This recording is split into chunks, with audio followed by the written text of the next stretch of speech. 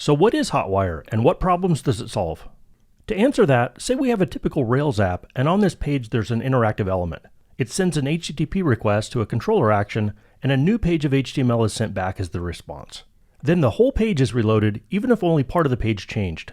And we know we could do better. So before Hotwire, there was a grab bag of options for making Rails apps feel more responsive. For starters, we could have used turbolinks. With turbolinks, all link clicks are automatically intercepted. And instead of sending regular GET requests, it sends asynchronous JavaScript requests to fetch pages. Turbolinks then automatically merges the HTML document head and replaces the body. So there's no full page reload, which means page navigation is faster with turbolinks. But it's still replacing the entire body of the page. What if we want to dynamically update only parts of a page? Well, to do that, we could have used Rails Ajax helpers and marked interactive elements as being remote. Instead of a link click sending a normal GET request or a form submission sending a normal POST request, these interactions send Ajax requests. And the Rails app generates JavaScript code that's executed by the browser to dynamically update affected parts of the page. Taking it a step further, we might have whipped up a React, Vue, or similar JavaScript component to make part of the page feel more responsive. The component sends an Ajax request to fetch data. The Rails app sends a hunk of JSON back as the response. Then the component transforms that JSON to DOM elements, and the DOM is dynamically updated to reflect any changes. And who doesn't like neatly isolated components? Yeah, but this approach can be kind of clunky since the page is a mix of server-side rendering and client-side rendering. And the more components we add, the clunkier it gets. Another approach is to go all in with client-side rendering by creating a so-called single-page app. In this scenario, the front end is a separate application built with React, Vue, or another client-side JavaScript framework that sends Ajax requests. And the Rails app is strictly a JSON API. Yeah, so all the rendering happens client-side.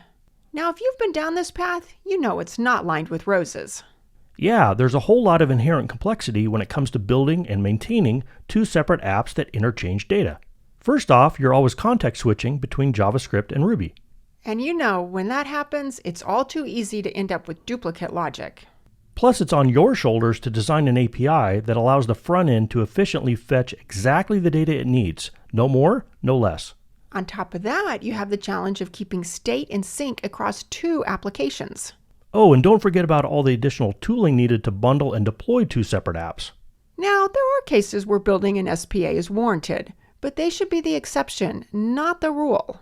What if there was a way to get the speed and responsiveness of an SPA without the complexity of an SPA and without writing custom JavaScript? Well, as you may have guessed, Hotwire gives us a practical alternative. It lets us return to the classic approach of rendering all the HTML server-side using Rails templates while keeping our app fast and reactive. Here's how it breaks down. Hotwire is made up of Turbo and Stimulus. Turbo is a set of technologies for dynamically updating parts of a page without writing any custom JavaScript. It includes Turbo Drive, Turbo Frames, and Turbo Streams. And for those situations where you need a dash of JavaScript, Stimulus is a lightweight JavaScript framework that nicely complements Turbo. Let's glance at each of these in turn. Remember how TurboLinks intercepts all link clicks and instead of sending regular GET requests, it sends Ajax requests? Well, TurboDrive does that and also does the same thing for form submissions. In both cases, page navigation is faster because TurboDrive automatically replaces the current page's body and merges the head. No full page reloads. Now, replacing the body alone may make some pages of your app fast enough, but you might want to accelerate other pages even more by updating only part of the body.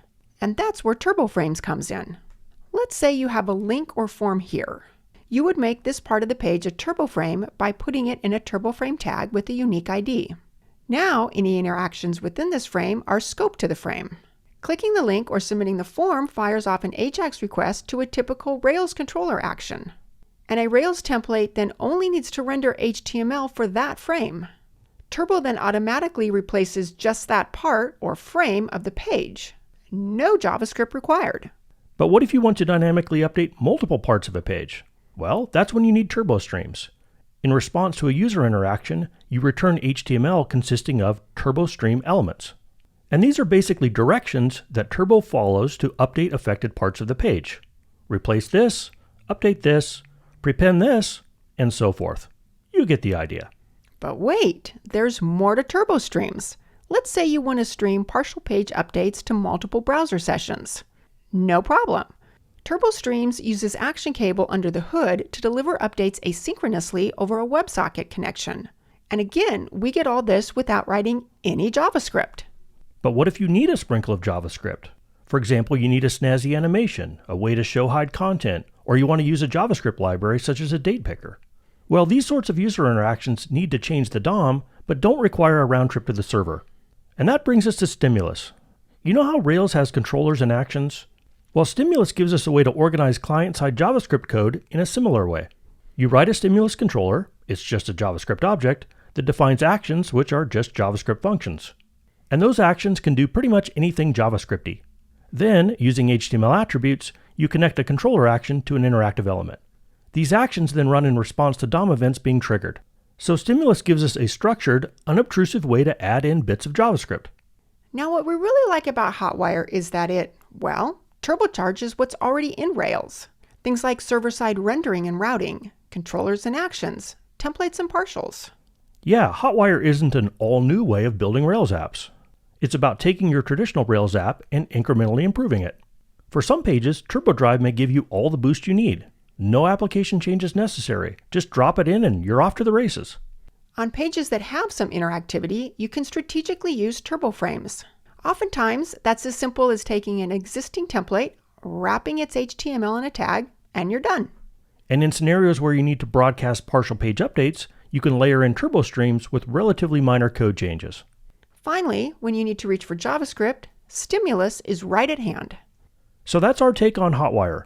Everything you know and love about Rails is still in play. Hotwire just brings new tricks to the game.